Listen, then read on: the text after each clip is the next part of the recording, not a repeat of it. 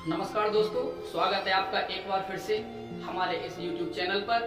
मैं आपका भाई, आपका दोस्त अपने इस YouTube चैनल पर दिल की गहराइयों से और तहे दिल से आपका बहुत बहुत शुक्रिया अदा करता हूं और आपको बहुत बहुत धन्यवाद देता हूं। दोस्तों, आज एक फिर मोटिवेशन स्टोरी और शुरू करते हैं। दोस्तों, काफी समय पुरानी बात है कि एक नगर में कालू नाम का एक व्यापारी रहता था। वो बहुत ही बड़ा व्यापारी था, लेकिन सब लोग उसे कालू बनिया के नाम से जानते थे। वो बहुत ही धनवान था, बहुत पैसे वाला था, एक उच्च कोटि का व्यापारी था।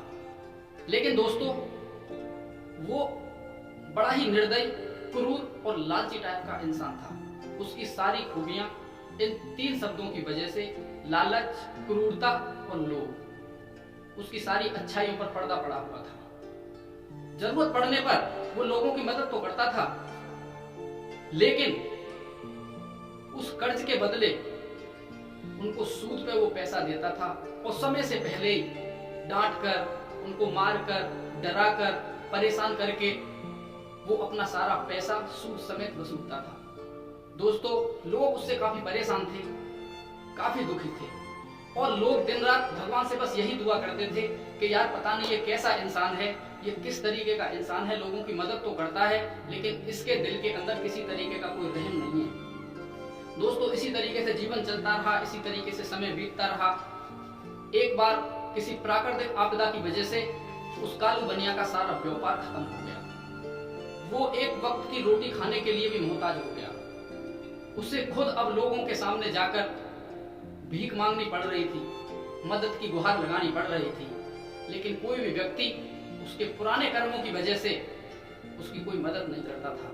वो इतना दुखी रहने लगा कि ऐसी दुख की परिस्थिति में वो सिर्फ अब भगवान को ही याद करता था कि भगवान, मेरे पुराने कर्मों की वजह से जो तूने मुझे सजा दी है उसके लिए मुझे माफ कर दो और मेरे लिए कोई ऐसा बंदोबस्त कर दो जो परिस्थिति मेरे ऊपर आ गई है, ताकि मैं इससे निजात पा सकूं, इससे मुझे छुटकारा मिल जाए। वो खाने पीने की तलाश में, दो वक्त की रोटी की तलाश में इधर उधर दुखी था, ऐसे ही भटकता रहता था। एक दिन नगर से बाहर रास्ते में उसकी मुलाकात अकस्मात एक साधु महात्मा से हो जाती है। वो साधु महात्मा के चरणों में गिर पड़ता है और अपनी सारी दुख की जो बातें हैं उनको बता देता है कि हे महाराज, हे साधु महाराज, आप मेरी मदद करो, इस तरीके की कहानी है, ऐसा हो गया मेरे साथ। साधु महात्मा उसकी बात सुनकर, उसके ऊपर दया दिखाकर उससे बोलते हैं कि शांति से यहाँ पर बैठ जाओ, जो मैं तुमको बात बता रहा हूँ उनको ध्यान से सुनो। साधु महात्मा ने उसको समझाया कि गरीबों की मदद करना चाहिए, जो लोग दुखी हैं, जो तुम्हारे पास जितना हो सकता है उनकी हमको मदद करना चाहिए, उनकी हेल्प करनी चाहिए। और उन्होंने अपने पास से उस कालू बनिया को एक मुर्गी दी और बोला कि तुम इसको ले जाओ अपने घर। ये मुर्गी रोजाना सुबह को तुम्हें एक सोने का अंडा देगी और उस अंडे को बेचकर तुम बाजार से जो धन लेके आओगे उससे अपना खाना पीना, और निरंतर कुछ दिन के बाद ऐसे ही जो प्रक्रिया चलती रहेगी, तुम्हारा सारा व्यवसाय एक बार फिर से खड़ा हो जाएगा।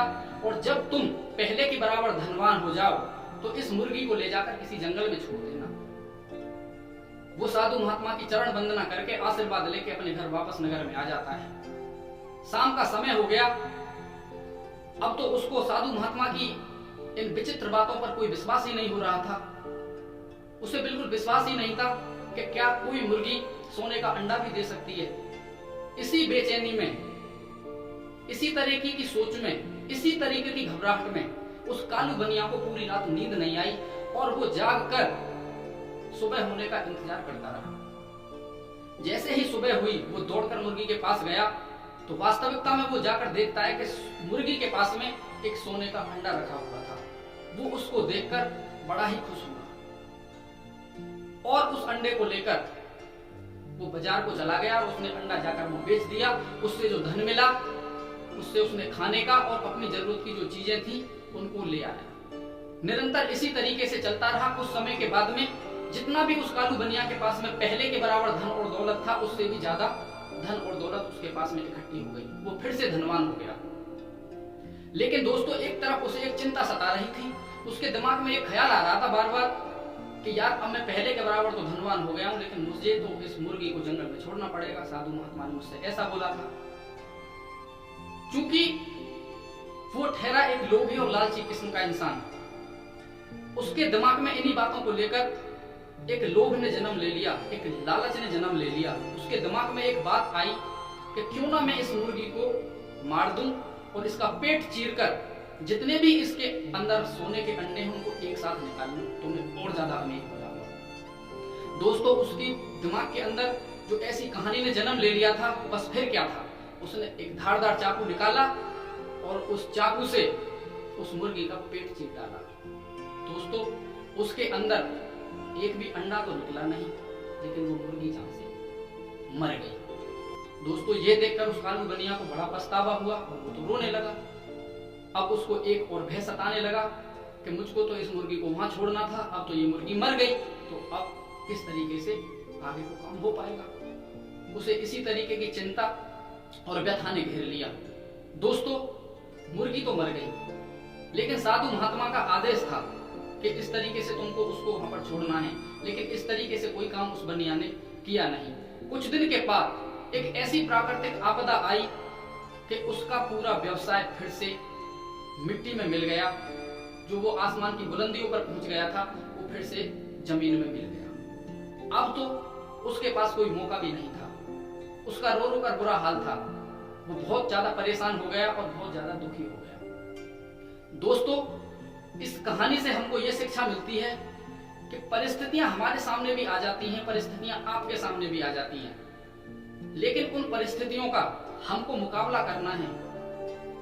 और जिस टाइम हमारी परिस्थितियां खराब होती हैं, हम भगवान को उसी टाइम सच्चे मन से याद करते हैं, तो भगवान किसी ना किसी रूप में हमारी मदद अवश्य कर देते हैं। लेकिन जब भगवान हमारी इस तरीके से मदद करते हैं, तो हमको भगवान का वो आदेश समझना चाहिए और जो काम हम पहले कर रहे थे, जो सिस्टम हमारा पहले था काम करने का, हमको उसको छोड़ देना चाहिए।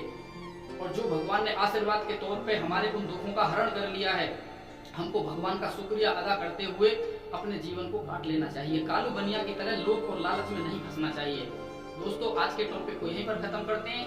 अगर टॉपिक के अंदर कुछ भी अच्छा लगा हो तो एक बार लाइक कर देना, शेयर कर देना और चैनल को सब्सक्राइब कर देना। मिलते हैं आगे किसी और अन्य टॉपिक के साथ में। जब तक अपना ख्याल रखिएगा, स्वस्थ रहिएगा। जय हिंद, जय भारत, वंदे मातरम।